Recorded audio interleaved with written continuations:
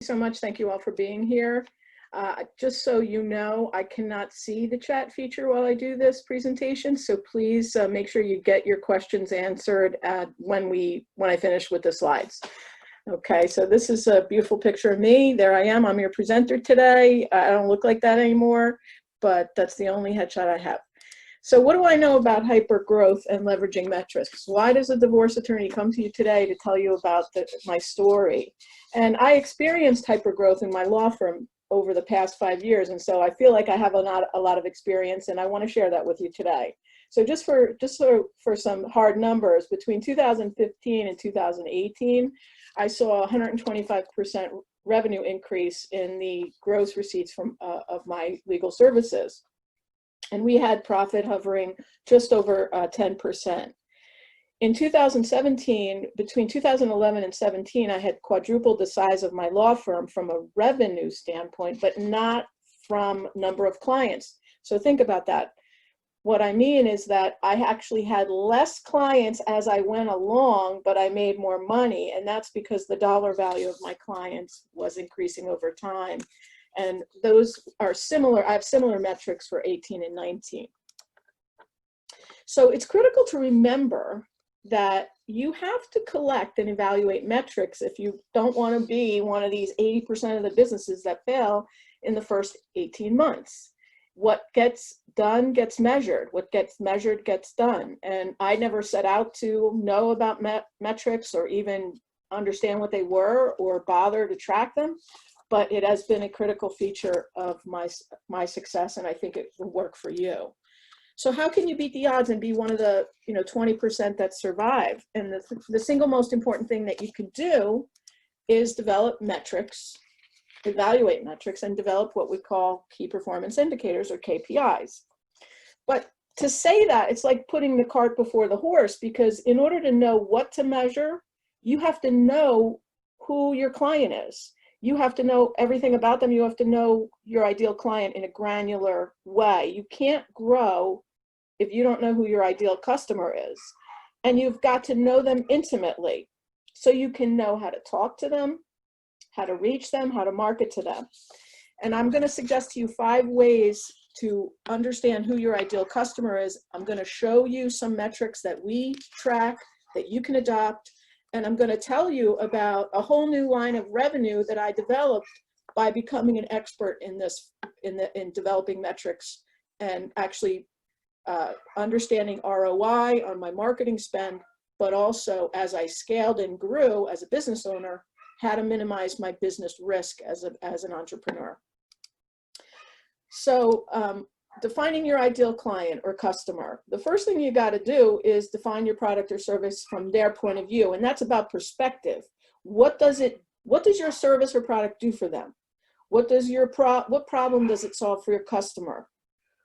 What needs does it satisfy for them? Or how does your product improve their lives in some way? The second thing you have to do to define your ideal client is, who are they?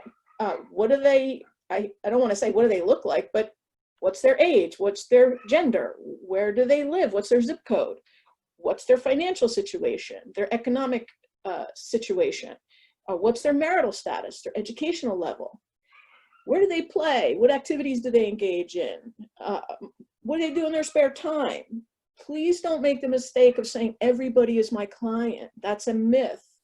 It may be true that I can get anybody divorced, whether you have a lot of stuff or no stuff. But not everybody's my ideal client, and you only want to market to those people that you consider ideal customers, the people that make you the most money, that are the easiest for you to sell to. The third thing you need to do is determine the specific benefits that your customer is seeking in buying your product or service. And this is about pain points. What is the pain point that your service or product is going to solve for them? And where in the cycle of life do they experience it? Fourth, you want to determine where they are geographically. That may not be important to you. There are many services and products people sell that geography just doesn't matter. You can have a customer in Taiwan.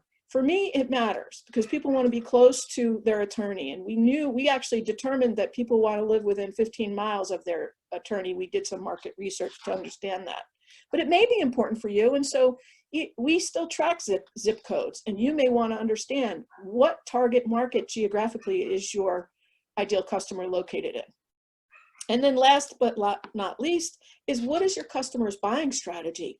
Are they searching on the internet when their spouse goes to sleep, like my clients do when they're thinking about divorce? Do they do lots of research on the internet and then make a buying decision? What is the strategy that they use to buy your competitors' products or services? So these are some things you really have to drill down so you understand how you're going to create and mold your marketing and branding strategy, your messaging strategy to touch those people. So what did we do?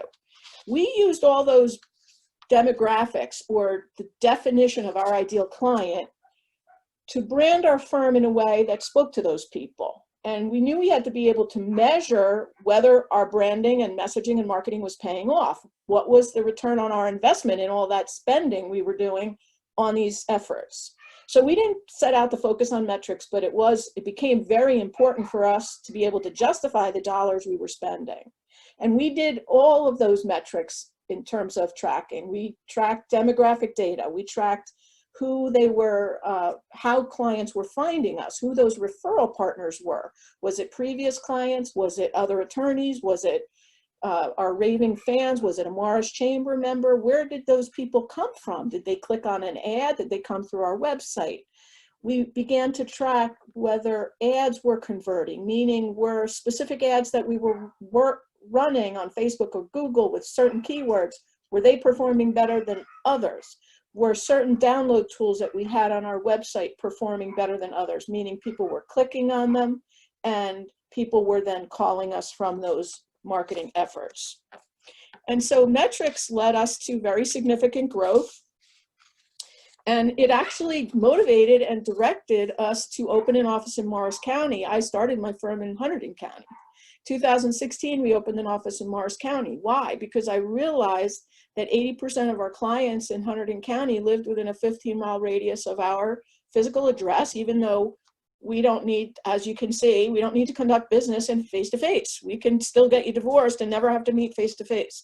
The courts are open, and even though we wouldn't see our clients face-to-face, they still wanted to be close to us, relatively speaking. And we also knew that within that 15-mile radius, we had such a significant market share of the divorces, because you can get that data from the US Census, how many people divorce in a specific geographic region. We knew we had a significant market share. We couldn't grow in Hunterdon County. Where can we go? Let's look at the demographics of our ideal client. Bingo, Morris County has more of our ideal clients than any other county in the state of New Jersey, besides Hunterdon. So that's how we got to Morris County. And then let's see what happened there. Let's see. Oh, I got to go to the next one.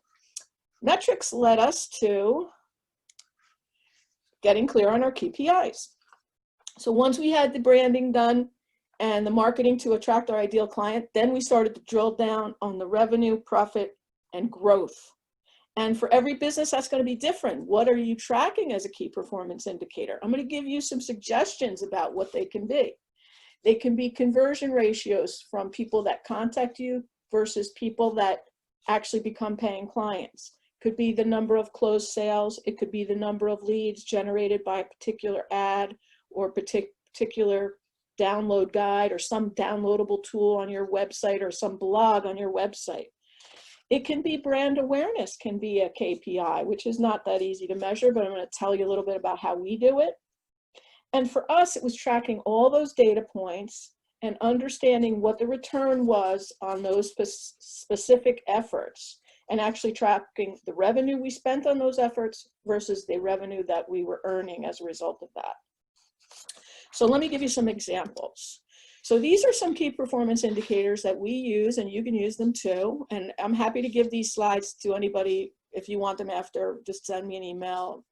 I'll give you them so you don't have to write down the notes or take screenshots. So for example, if you put an ad on social media, Facebook ad, what's the KPI for that? It's a conversion, meaning that ad, somebody clicked on it, called you or emailed you, they met with you, you met with them, they turned into a paying client. Social media posts, very similar. A webinar. I do a lot of webinars on topics relating to family law and business law, and how many people register for that is the key performance indicator. A download tool could be on your websites. We give a lot of free information on our website. How many people are clicking on that and then actually turning into paying clients after clicking on that download tool? So those are just some examples of KPIs that we use. Now let me give you some examples of the metrics that we track. So this is social media on LinkedIn. So there's a lot of data. You don't have to really worry too much about what's on there, but what it shows you is that in a given year, how did my LinkedIn postings perform? And we measure that by how many people look at it, which are impressions, engage with it, meaning they comment or they share it, they click on it. Like if I had a webinar that I advertised, they clicked on it, and so forth. And what this does show is that these are 2018 figures, by the way, that our post engagement overall, at the bottom you see the end of year goals, engagement rate 6.5%, is significantly higher than the average, the industry average, which the industry average is like 0.5%. So we're doing great on LinkedIn. And the click-through rate was also very good on LinkedIn.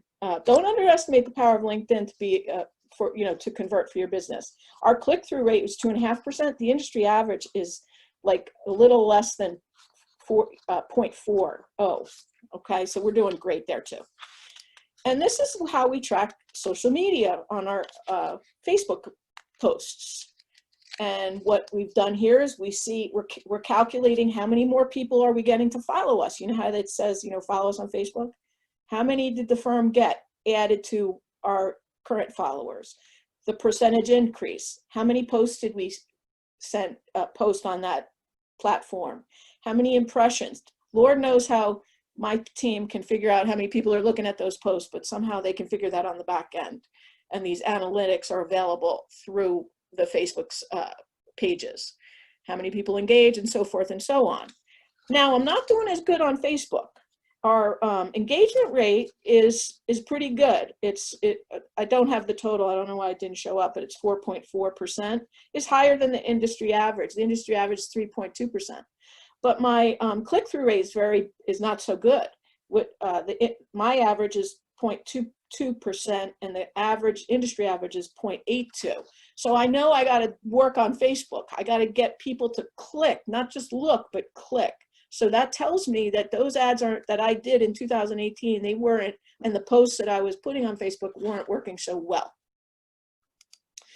So this is a webinar tracking. So this shows you all the webinars I did in a year, and then how many people registered versus the people that retained, which is interesting because it tells me a couple things. It tells me that the alimony and child support webinars perform the best. And I'm going to show you something in a minute that tells me the ROI on those webinars. Webinars for me became the cheapest way to convert leads to paying clients because they cost almost nothing to produce and they make a lot of money, at least for me. So this is a process of elimination for any business. What works for you may not work for me. What works for me may not work for you.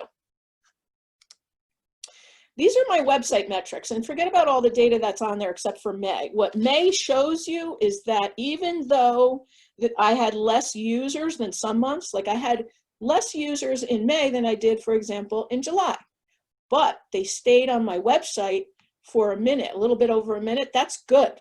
People stay on your website for over a minute, you're doing good. And I had 14 people send in that contact us form where it says, you want to contact us, put your name and email in there. We had 14 people fill that out. And I had a download tool. It happened to be a guide about child custody that performed the best out of the other download tools. I had 13 people. So this is a way that we track our metrics on the website. So this is just a little thing, a beautiful little chart that my marketing team, which is Paradigm Marketing and Design, I give a little plug for Rachel Durkin. She created this beautiful little slide here, but it just shows you all these various types of marketing tools that you can use, and we use many of them, not everyone. We don't do TV or radio ads. I don't push out flyers, things like that. But all of this contributes to your brand awareness. Now, brand awareness is difficult to measure, but the way we can evaluate brand awareness is by how people are engaging with you. What is the level of engagement? Are they clicking on your posts? Are they reading? Are they commenting?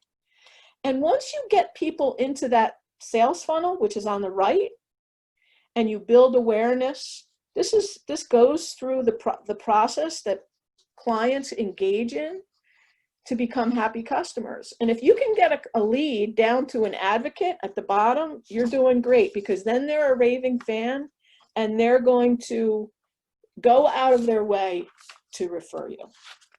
So here's the last sort of metrics slide I want to show you, showing tracking.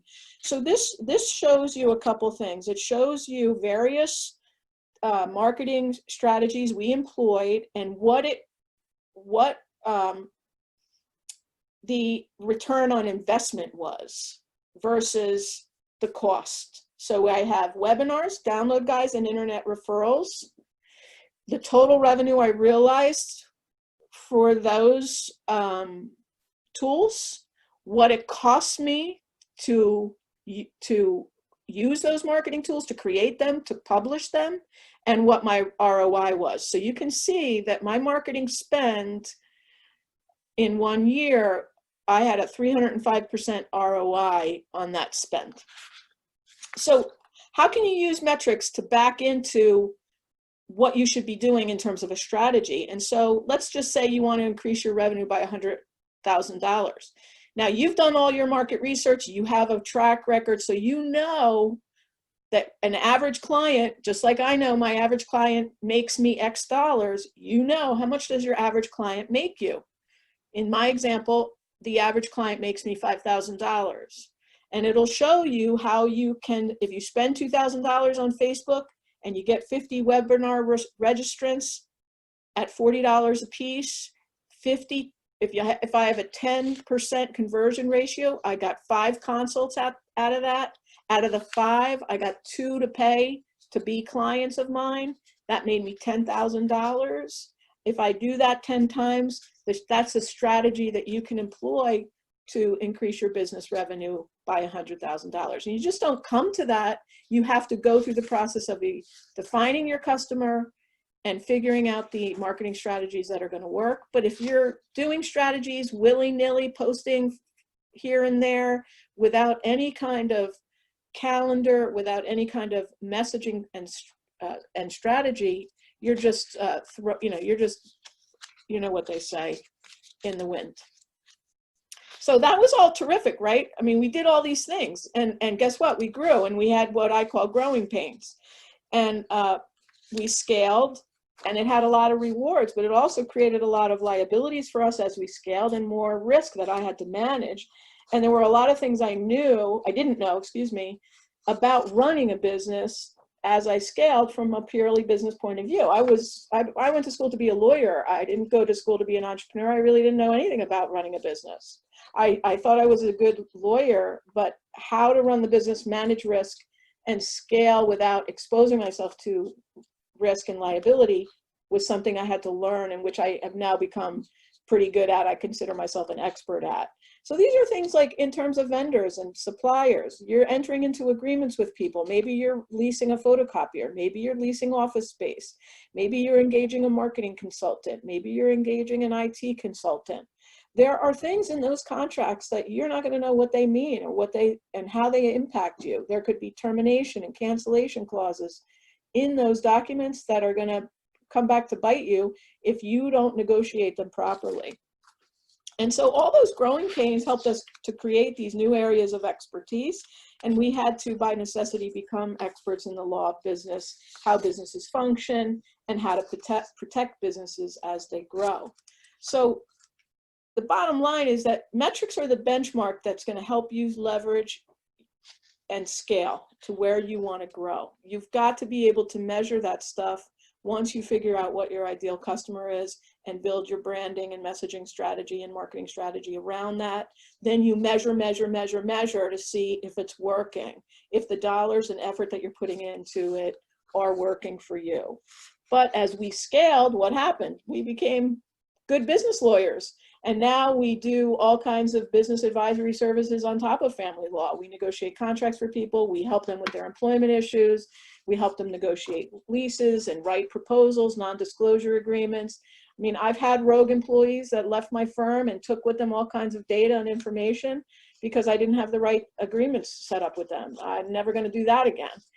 Non-disclosure agreements and confidentiality agreements. If you have people working for you, they've got to sign a confidentiality agreement because they're learning things about your business that are proprietary, and you don't want them to take that stuff with you, including taking your clients with them when they leave.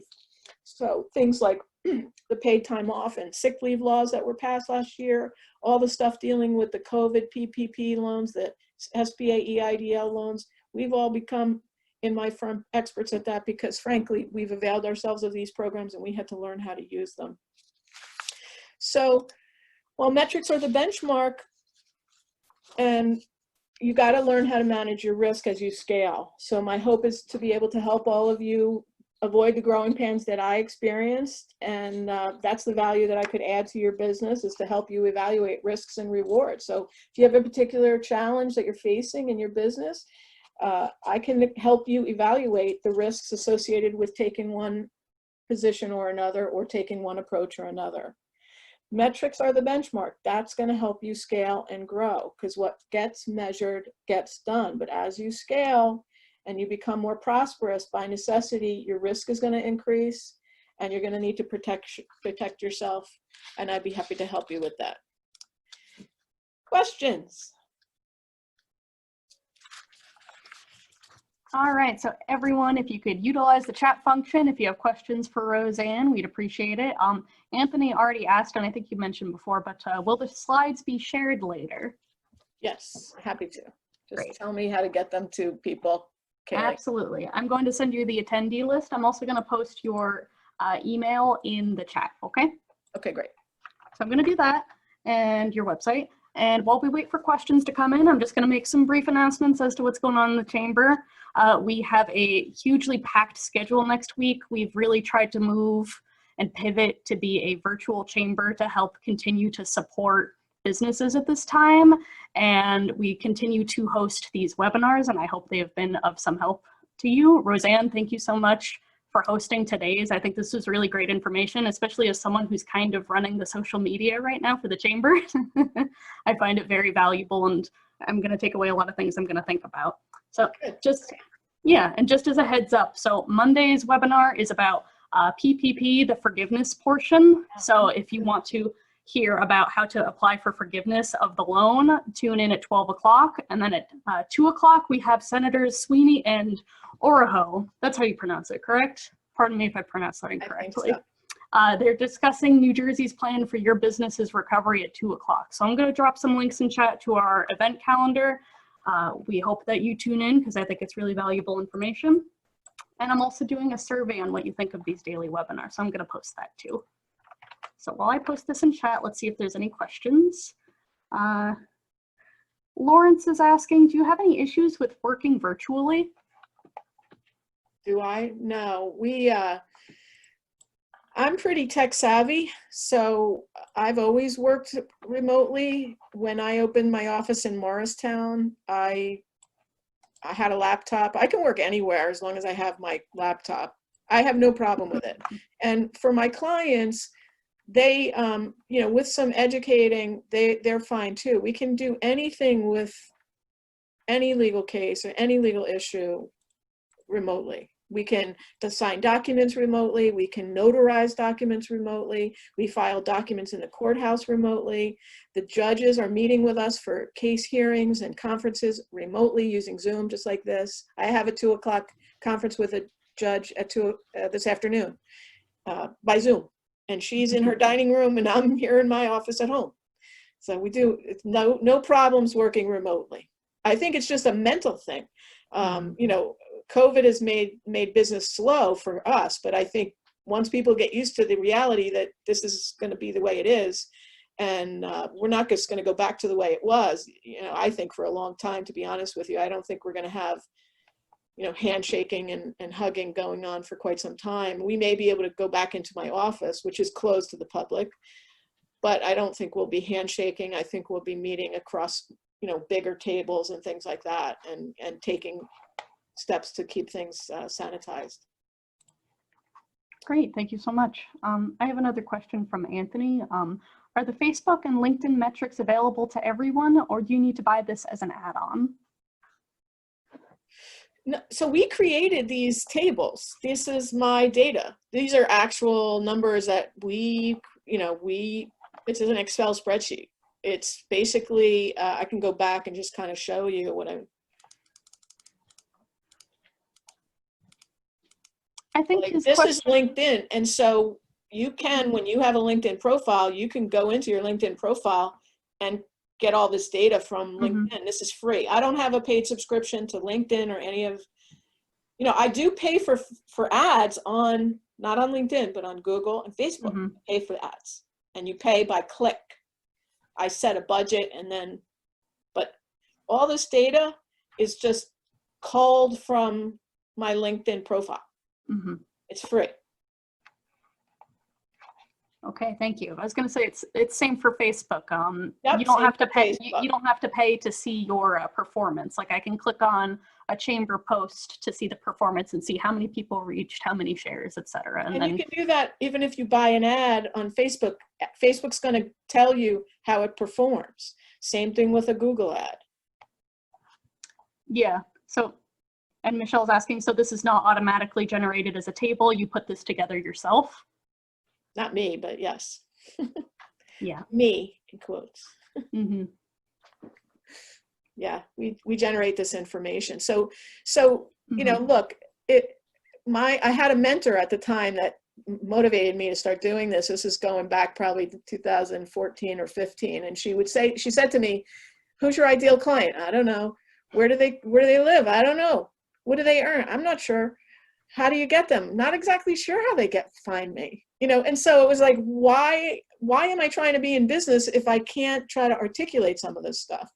And so one thing led to another. And, you know, if I'm going to spend quite a bit of money every year, I want to know it's paying off, right? I want to know that the effort I'm spending, my time and my dollars to put a LinkedIn post out or a Facebook ad or a Google ad is returning a profit to me.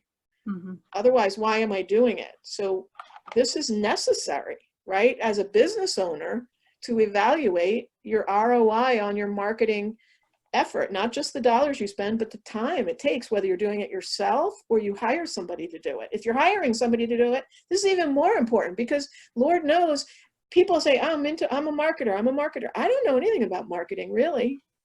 I didn't know anything until I made my marketing team prove to me they were worth it. And this is what we came up with.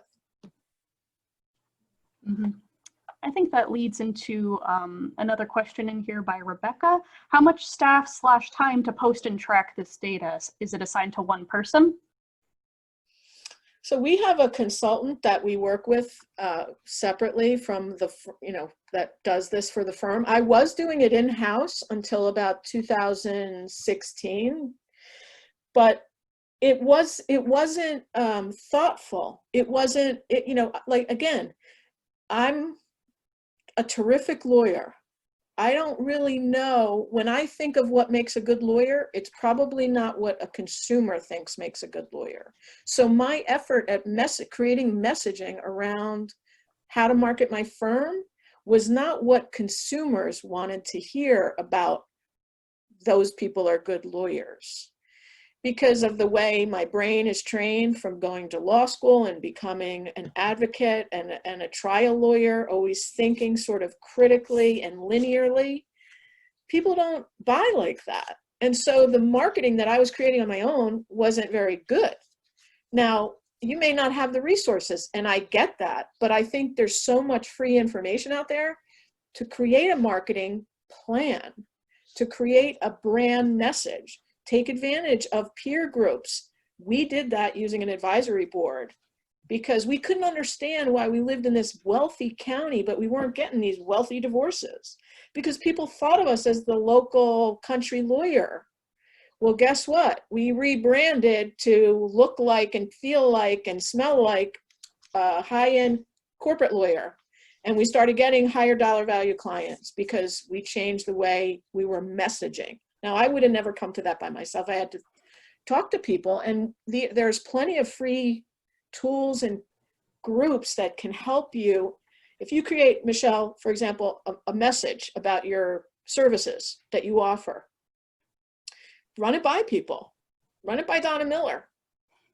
Rachel will give you 10 minutes and she'll say, you can say, does this sound like me? Would you buy from me if this was the message? There's so many people in the chamber. That whole Ask the Expert program that we were running, I know that's kind of fallen by the wayside, but those people are still out there. And this chamber is so generous with time. So you can do it on your own, but you have to have a plan. Don't just post, run ads willy-nilly. Have a plan, have a message, have a schedule. Okay. Amen. Thank you. All right. I have a question here from Christy. Once you have a clear picture of your ideal client, how do you determine how and where to market? So we, with Google and Facebook, you can filter an ad by those demographics. So I can run an ad on Facebook that is geographically within the region that I want to be in, which is around 15 miles from my physical address.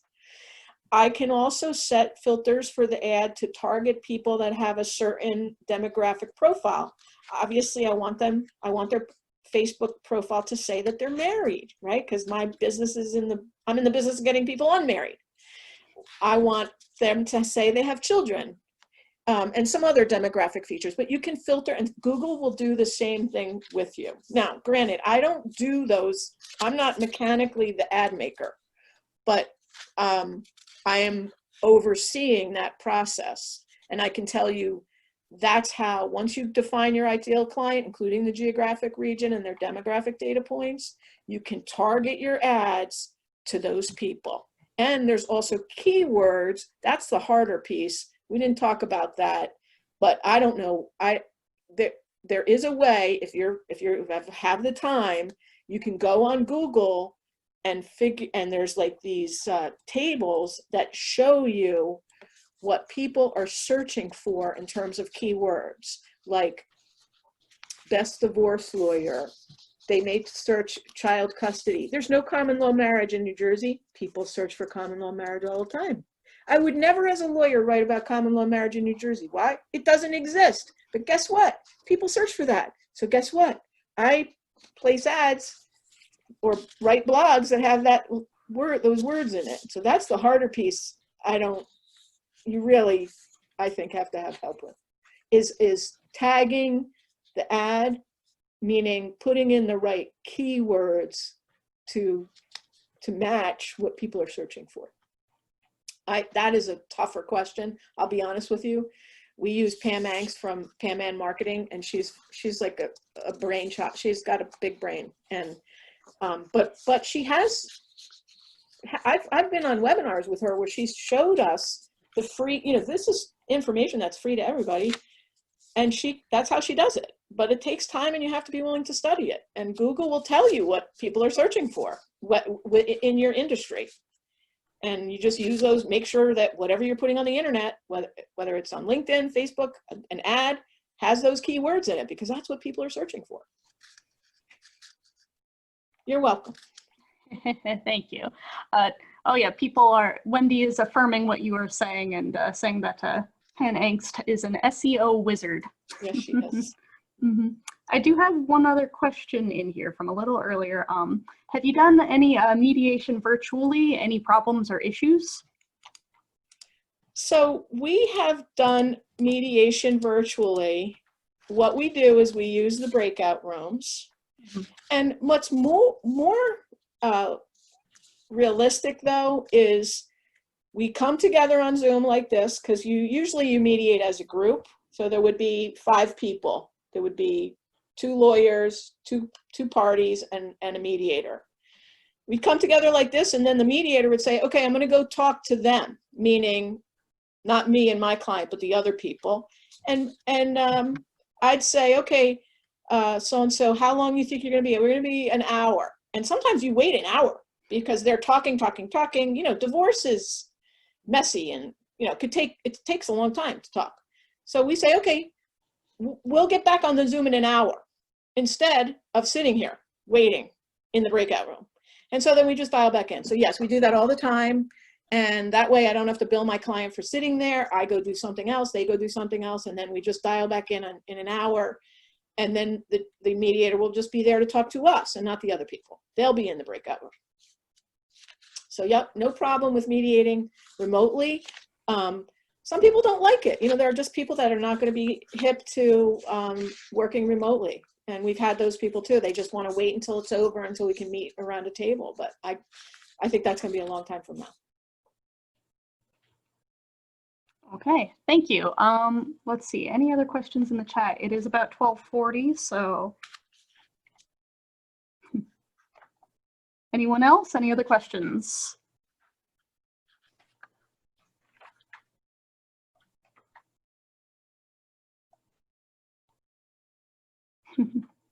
Wendy says, I wish I knew you when I divorced.